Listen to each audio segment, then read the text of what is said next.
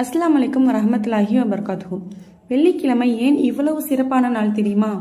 நபிகள் நாயகம் ஸல்லல்லாஹு அலைஹி வஸல்லம் அவர்கள் கூறினார்கள், சூரியன் உதிக்கும் நாட்களில் சிறந்த நாள் வெள்ளிக்கிழமை.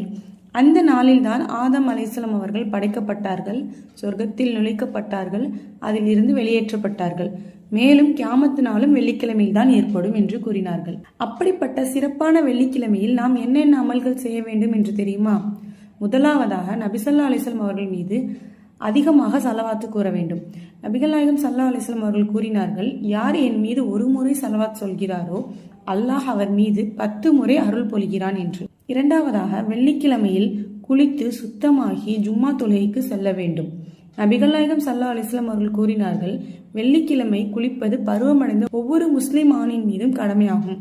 மேலும் மிஸ்வாக் செய்வதும் கிடைத்தால் நறுமணம் பயன்படுத்துவதும் ஆகும் என்று கூறினார்கள். மூன்றாவதாக ஜும்மாவுக்கு முடிந்தவரை சீக்கிரமாக செல்லுங்கள். நபிகள் நாயகம் ஸல்லல்லாஹு அலைஹி வஸல்லம் அவர்கள் கூறினார்கள், முதலில் ஜும்மாவுக்கு செல்பவருக்கு ஒரு ஒட்டகத்தை அல்லாஹுக்காக அர்ப்பணித்த நன்மை போன்ற நன்மை கிடைக்கும். அதற்கு பிறகு செல்பவருக்கு ஒரு பசுவை அர்ப்பணித்த நன்மை, அதற்கு பிறகு ஒரு கொம்புள்ள ஆட்டை, அதற்கு பிறகு ஒரு கோழியை, அதற்கு பிறகு ஒரு முட்டையை அர்ப்பணித்த நன்மை போன்ற நன்மைகள் கிடைக்கும் என்று கூறினார்கள்.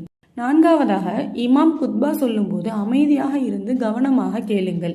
நபிகள் நாயகம் ஸல்லல்லாஹு அலைஹி வஸல்லம் அவர்கள் கூறினார்கள், இமாம் குத்பா நிகழ்த்து கொண்டிருக்கும் போது உனக்கு அருகில் இருப்பவரிடம் அமைதியாக இரு என்று நீ கூறினாலும் நீ வீணான செயலில் ஈடுபட்டு விட்டாய் என்று கூறினார்கள்.